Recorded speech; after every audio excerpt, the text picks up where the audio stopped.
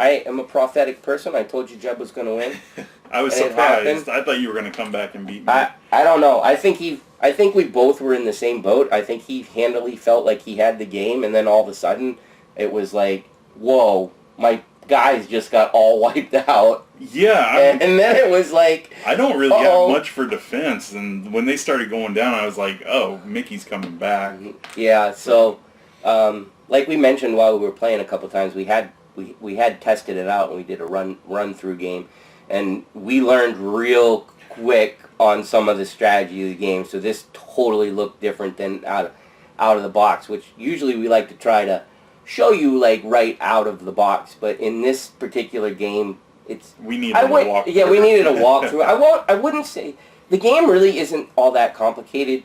Before we get into it too much, a little reiteration from intro. Again, it was a Kickstarter that I did. In case you're just hopping to the review, after reading the rules and after playing it, I think it's pretty cool. I liked it. I guess the only thing that I would say about it, because Jeb and I have so much trouble just getting games to the table anyways, is how many times is it going to get pulled out until I find somebody else to game with, or we get more time to game together and want to revisit stuff, because this is these are 2 of 6 factions that just come in the base box, 2 extras because of the Kickstarter. We haven't looked into campaign. That might bring us back to the game if we read campaign and go, oh, that sounds really fun. You know what I mean? Because there's a whole box of monster. There's a whole boss expansion that came with it.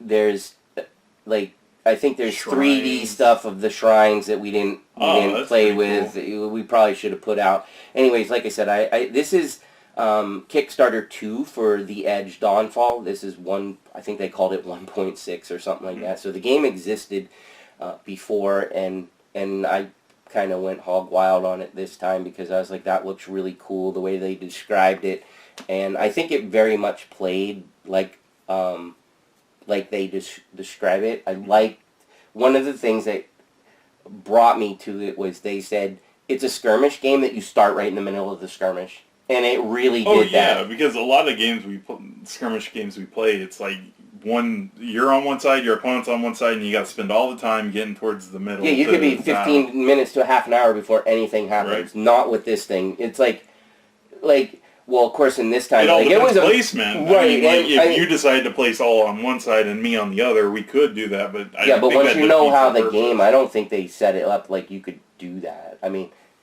unless your entire squad was all ranged people, why would you do that? Right, exactly. I mean, if I let you have control of every single crystal thing, you're just going to... Go ahead, Mickey, shoot me, because I'm going to pass it to the first turn, and you're not going to touch a crystal for the rest of the game. Right. I mean, that's almost how it would go. Anyways, I thought there was a lot of unique of the mechanics. I like hex-based games anyways. I think they give a lot of options for movement and things that you can do as long as it's not overly complicated. Mm-hmm. And I don't think they made this overly complicated at all.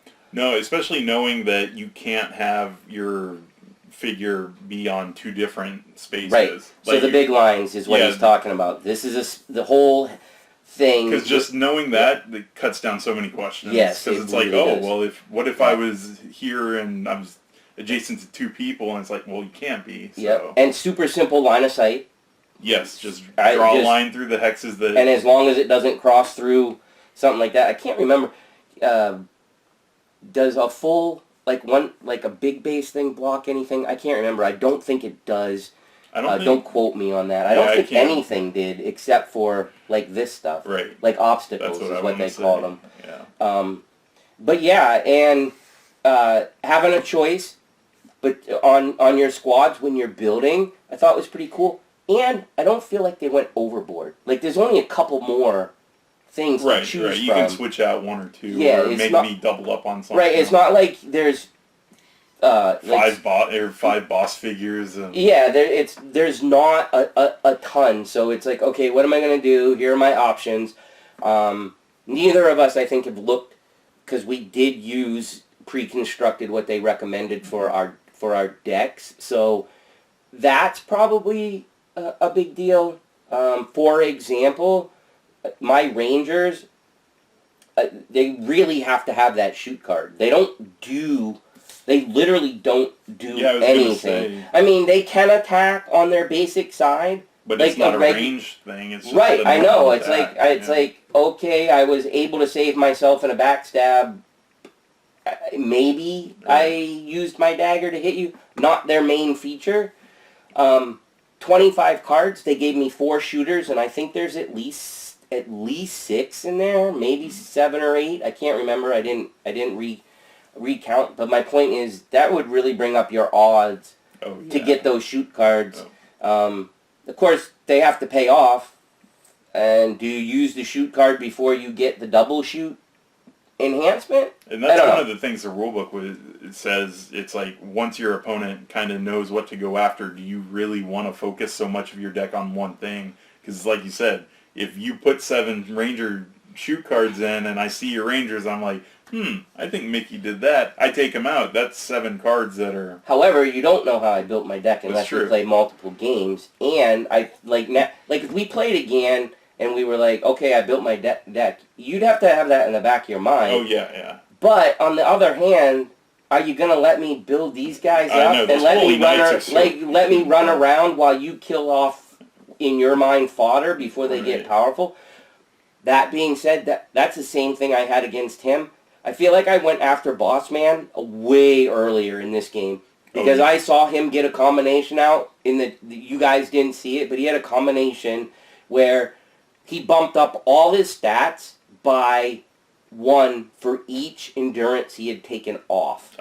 Initiative and defense, not attack. Oh, sorry. If it was attack, that'd be nuts. That would be broken. I'm sorry, but still, even having initiative guarantees you're gonna go first, and then helps with your shoot. So it bumped that, and then he has another card which he got out, but he didn't get powered up. He had them both, but he wasn't able to get the charges this time.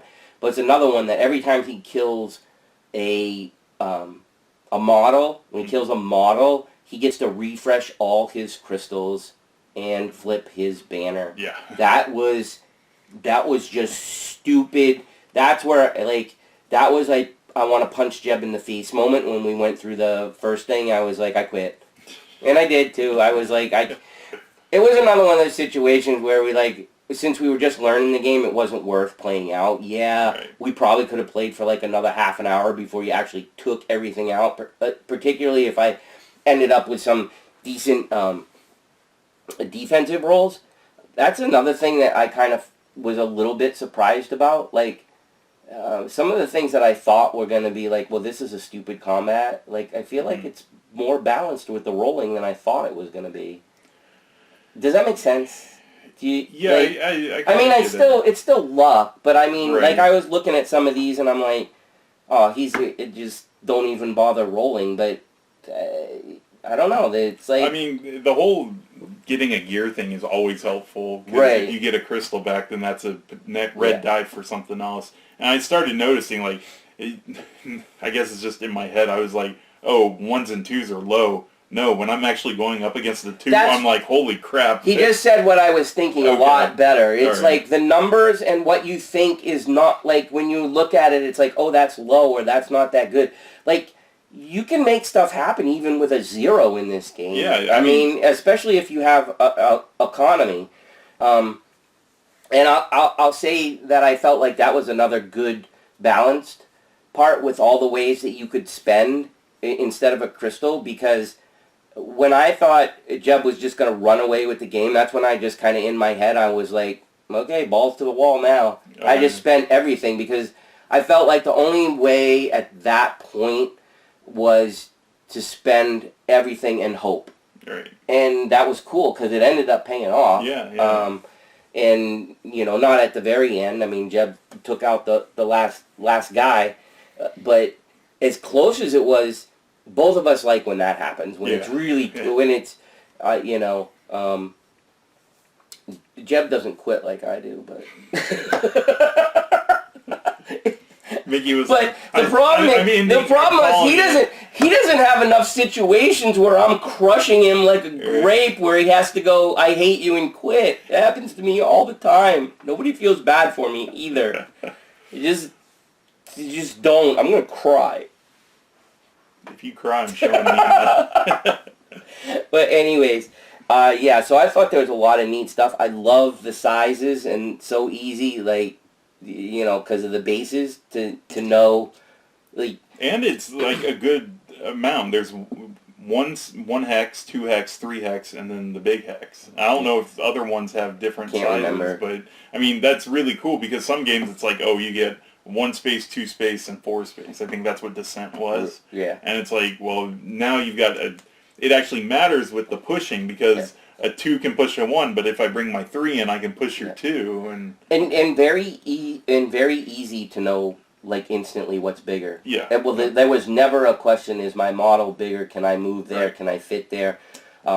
Really thought that the movement thing was unique. As long as you can fit in some open space, you can go through it. All those types of things, and also flipping, the flipping of the cards. Most of the time, not having to pay for it.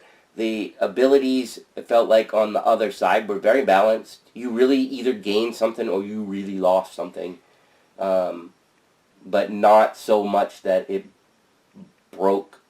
Like, I thought the trade-off was fair. Yeah. Like, flipping the Rangers, I lost a whole bunch of stats. Right. But if I have a shoot card in my hand, it's so worth it. Yeah. So worth it. So yeah.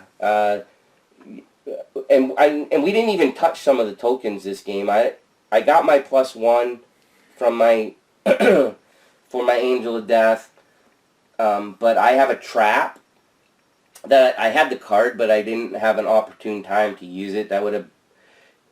I thought about it, but it was at a point towards the end of the game where Jeb had so many resources that if he saw that odds are he was going to win the game, it would have been like, yeah, see you later, trap, go away. Early in the game, it forces him to use resources to get rid of the trap, or he literally can't do anything with the model.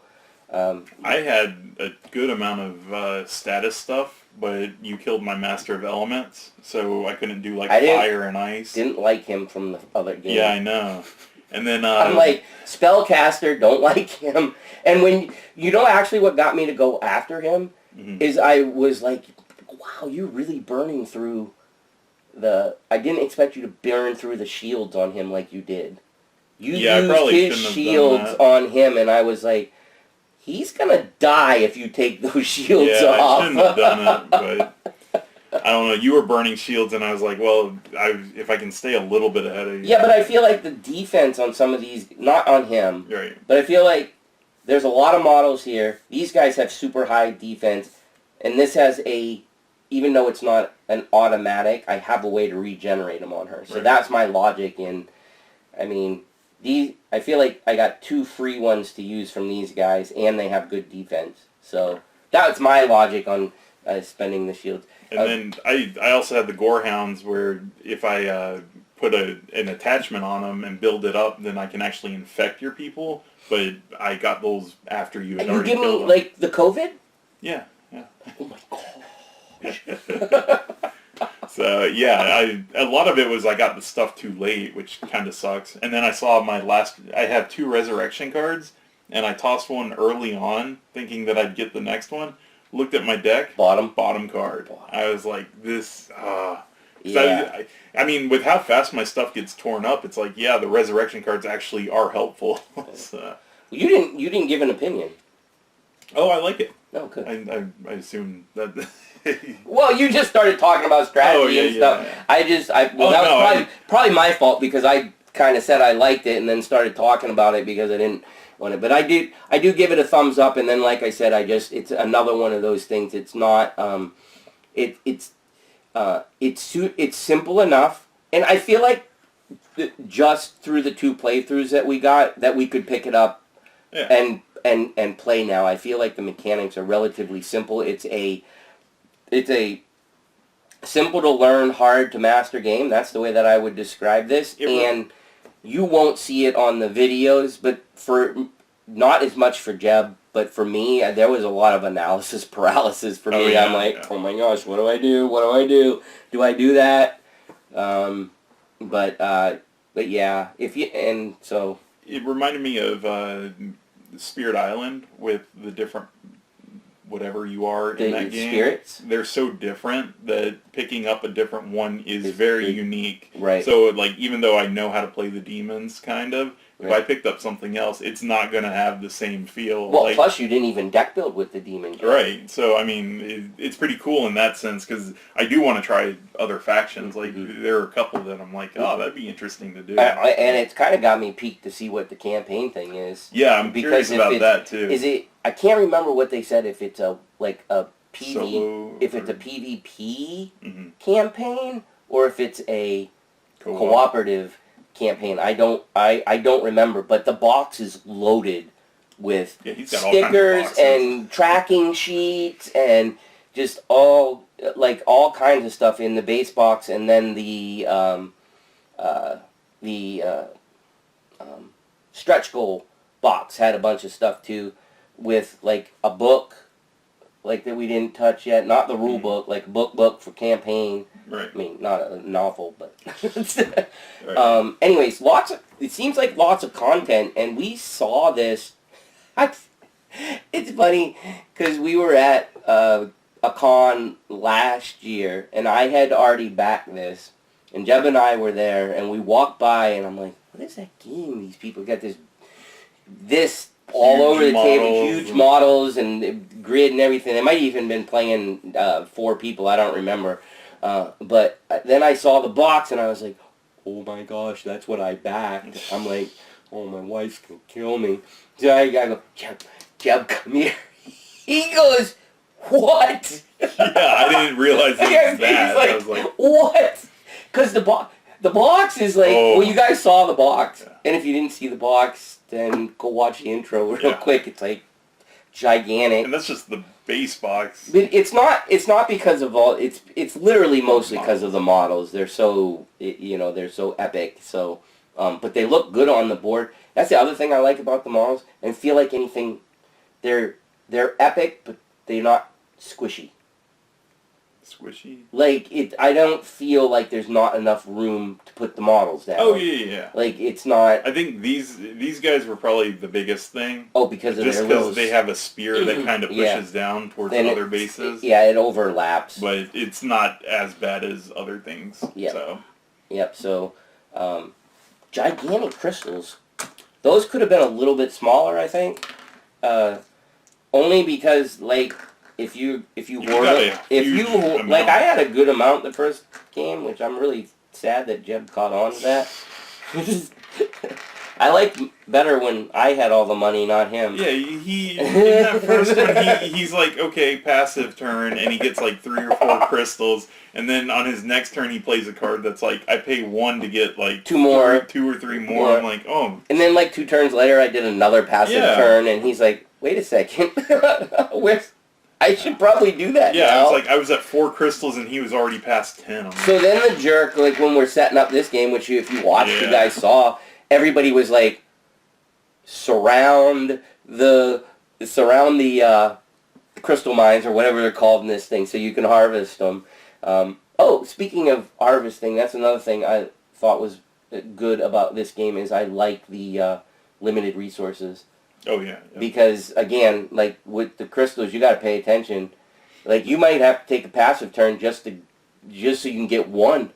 Because that was hard for me this game. I only had 3 crystals. I never... I was surprised you put up that much of a fight, too. What do you mean? That you only... Never took one? Like, never took a passive? Or... Well, you took, 2 passives or something? The whole game? Yeah, because it didn't feel like I was going to net enough. But I feel like a passive is kind of something that you need to continue going. But like you could use your shields and victory points and all that. That's why during the game I was commenting that that thing sucks. Yeah. I mean, great for you, but it's like it's almost like. I mean, I know it's for everybody. Everybody gets to use it, which was a great balance. The problem is, Jeb watches me take a passive turn and use it. Most likely he's coming over to smack me to hope for the extra wound. So that's awful. Mm-hmm. I mean, an extra wound on most characters, except for your big one, that's the end of the model. Yeah. That's probably why you want to bring your big dude over there. Yeah. I mean, and your guys, like, it's almost, and your guys don't get hit by it. Mm-hmm. So, I mean, that's a pretty nice feature. And, yeah, we just, tip of the iceberg on all the content in this, and just strategy, and, I mean, playing with a pre-constructed deck, playing with a pre-constructed board. There are how many different things are left in my box? 2 more? You have another Holy Knight and a Purge Doctor. So if you wanted, you could do 3 Holy Knights in one go. And then the Purge Doctor is how many models? 3, is that what's left in there? Yep. Yep, that's really, everything. It looks like there's a lot left in there. No, just 4 total. Oh, that thing's huge. Oh yeah, he's got like chains and all kinds of stuff. But anyhow, so not a big revelation on Holy Knight, but right. But the other guy would be totally brand new, and then again with the deck building. So I guess you guys have figured out that we actually like the game, or at least I did. I didn't. It was expensive. Yeah, it's definitely something you need if you get a chance to play it before you invest in it, because you're going to be getting. Well, again, and I went all in. I mean, you could. There's plenty of content just in the base box. Right. But components are fantastic. It was kind of expensive. I think there's a ton of content. So people that you think wouldn't care for it. It is strategic. So if you don't want to think a lot... Yeah, there is a lot of thinking. It is direct competition, so... Yeah, and if you don't like that, if you don't like losing to Jeb, don't buy the game. Bought it anyways. It's not as free as a skirmish game, because like all the miniatures games usually are like you can go wherever, you just kind of measure and stuff like that. So you are restricted as to where you can go. Yeah, just on the board, and you're restricted by... But I think they... But it is. I like this because it actually means you don't have to go get one of those, however, 4x4 tables and play on terrain. That and the fact is, I feel like, and because of the size of the board, the movement of the models and stuff like that, there's no. It's very hard. It's hard. It's hard to of all the distances and stuff like that too. Well, yeah, no measuring, but I think it's hard to stall too. Like I'm not going to run to the end of the board and wait for you to move 2 inches at a time. Yeah, I was thinking of that at one point, of teleporting my big guy all the way across the board, and I was like, that'd probably only buy me like 1 turn. Yeah, because like the move cards. There's move cards, so that basically ends up doubling your movement. Yep. In 1 turn, and those that seems pretty common. So the other thing I will say is there's 100% a random factor in the game. Oh, so you could go through a game and just roll horrible. Like I went through a hot streak and went through a crappy streak. So that can certainly happen, but I think they did a pretty good job of ways to be able to up your odds, and mainly it's the red die, because eventually somebody's not going to have the money to buy the red die. So there's definitely a strategy there. I don't know. I mean, it sucks to roll bad, but I didn't feel like it was so random that I hated it, or at least not. Right. Even the 2 games that we played, even, I mean, you had I had really bad strategy the first game. That was really stupid, especially when you got those 2 cards out. Definitely clumping up in a corner wasn't a great idea. But anyways, I feel like there was enough stuff with cards, charges, things like that they try to mitigate the bad rolls, and there's something. I don't have no idea how much will get cut out of the editing, but if Jeb leaves it in there, you heard me complaining about the getting a crystal back with the red one, that seems odd. I feel like it was an extra that maybe not should have been there. I don't know. But then after playing, I guess it wasn't, I mean, both sides get it, so yeah, it's not like it's not like it was lopsided against me. Right. I just, for some reason, it was resonating in my head that, really, I get to re-roll, and if I don't get something good, I still get a crystal. So anyways, I don't know. I don't know why I felt weird about that one, but I kind of did. But I do think we played it right, so please give a holler. Give a holler if we didn't get the cogwheels right. That's the only thing that I think we really had a question about. I think we got the rest of the game. Yeah, the biggest thing was we never passed the first player token, even though I was like, I'll make sure we do it. But it did end up sitting. The biggest thing is just to know who's. I mean, if you can remember it, remember whose turn it is. Because there was that one point where I did it was not this game, but the last one. I did 3 or 4 attacks against Mickey, and he countered most of them. And then all of a sudden you forget who was doing it, and that's the point. I don't think it's super necessary, but if you can remember to do it, you kind of should do it. So here's the thing: what Jeb's talking about was once the game gets going, this is beginning of the game, not a problem. Mm-hmm. So all of a sudden you've got enhancements out. They could possibly give you moves and attacks. Then you got a hand of cards that can possibly give you moves and attack. Then you could have a power of somebody that could, or a banner, like Jeb's banner gave him a freeze attacks.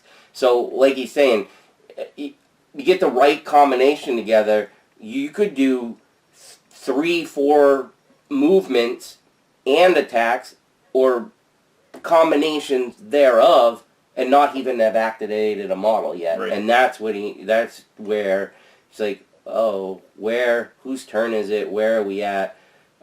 We didn't have that much time walking back through and being like, oh, okay, yeah, it's still my turn, and because I haven't done this. You can look at your discard pile and be like, I did this turn. So not a huge deal, but definitely something that you should try to get into the habit of.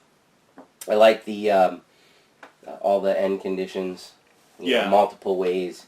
Make sure you know what they are too, because I completely thought it was victory points for every way the game ended. And it's only victory ways. It's only victory points for depleted deck, and when the marker reaches one side of the track. Because if for some reason I would have been able to bring that thing all the way back, I had spent everything. Yeah. Even if I killed his boss, there was no way I was going to beat him in victory points. So, the only thing that doesn't count for victory points is if you can kill the other squad, which that totally makes sense. If I wiped you out, who cares about your victory points, So anyways. Yeah, and knowing that, I would have probably spent my victory points a little bit more different earlier. Well, yeah, I mean, if I knew that killing all your stuff and I was getting close to doing that, then that would change my thought process on whether I want to keep them or not. So, but I don't know. I thought you started racking those up a little bit later, but no, I'm just saying, no, I get where you're going. So anyhow, I don't know. I don't have. I think we covered most everything. We did who we thought we wouldn't like it. It is heavily strategic, and it does have random aspects. So if you hate both of those things, don't play it. Who would like it? If you like hex-based games and you like a strategy game, an area control, and actually a pretty good strategy game that's relatively easy to learn. I feel like now that we know the rules, we could teach this pretty quick now. Oh yeah, and it's even reading the rule book went pretty quick for me. And I don't think we had too many questions about the cards, and all the little bit bigger descriptions of the cards are right on your player sheet, so you can just go back and be like, oh, I get that. I think there was one question on the shoot card that we're pretty sure what they meant was in basically in lieu of. So what it was is that you could replace backstab and attack with the shoot, with right? the shoot card, yeah. And basically what they were doing is like, okay, you don't have to use your attack stat. You can use your shoot, which lets you do a check against endurance, and that can make a huge difference only for the ranger, but it's kind of a huge difference. Right. Still have to have the shoot card, but anyways, there was that question, and then the cog thing that I still think we got right. I just, for some reason, my brain doesn't want to wrap around the red die and taking that crystal. I don't know why. It's just really weird. Yeah, so anything else you want to add? Hey, we got money and coffee! Yeah, we did. That's true. He hates when I interrupt him when I ask him, Jeff, do you want to say something? The one time I get to talk. I know, and then it's like, shut up, Mickey. Yeah. Shit, what was it? If you guys want to see us play any of the other factions, let us know in the comments, and we'll try to get it to the board, or to the table, and try out the other ones, because like Mickey said, there's 4 in the base game, and then 2 extra. Like a light and a dark. There's light, dark, there's an earth type one, there's miners, there's... Oh no, I meant like kind of the ones that were in separate boxes where the sun guy and the dark guy. That's all I was talking about. I was just listing all I know you were. So yeah, there are extra or other ones that we can play because Mickey has it all. So and that Earth guy has all kinds of crap to put on the board. I know. I'm like, oh my gosh, he just stands behind a wall with like weeds. Right. So yeah, and like you said, I mean, it's got me peaked enough so that I will look through the campaign and see if it's something that I'm gonna be like, Jeb, we should try this. Right. Let's see. So anyways, I got nothing else. I hope you guys enjoyed watching me lose again. It happens. But I wasn't that salty this time. He wasn't. I really wasn't. I had a good comeback. I think I made a couple stupid decisions at the end. Jeb assures me that I had to do what I had to do, so I don't feel as bad about that. Yeah. He'll know when he edits it if I did, if he was going to kill me if I didn't do the dodge. So no, if you didn't do the dodge, I did have both the things would have been gone. Yeah. Okay, so I would have had to roll really crappy to kill a no defense ranger, right? I don't know if any of the factions have it. It would have been interesting to have a mid-game draw. Like, you can't dig for anything except at the end of your turn. Like, there was no... I did not see anything where it's like, I got to draw a card during my turn, so hope to get the shoot. Yeah, there's like... Unless we miss something in the rules, it's not like you can't spend a crystal to draw a card. I didn't see any enhancement that let you draw a card. It's like, this is what you got for the turn, buddy. Have fun. And I did not have fun the beginning of that. My stuff was just like... Oh, mine wasn't great either. I was glad really good stuff. I was like, oh my gosh, he's going to drop stuff early. I have nothing to counter with. But anyways, it's all good. All right, I'll stop talking now, Jim. All right, so if you enjoyed the video, let us know. Like, subscribe, the usual stuff. We got plenty of other videos up, and we got plenty of stuff in the queue. So I think that's about it, right? Yeah. So, what are we on? Facebook, Twitter, coffee. And the Mickey's got a Discord.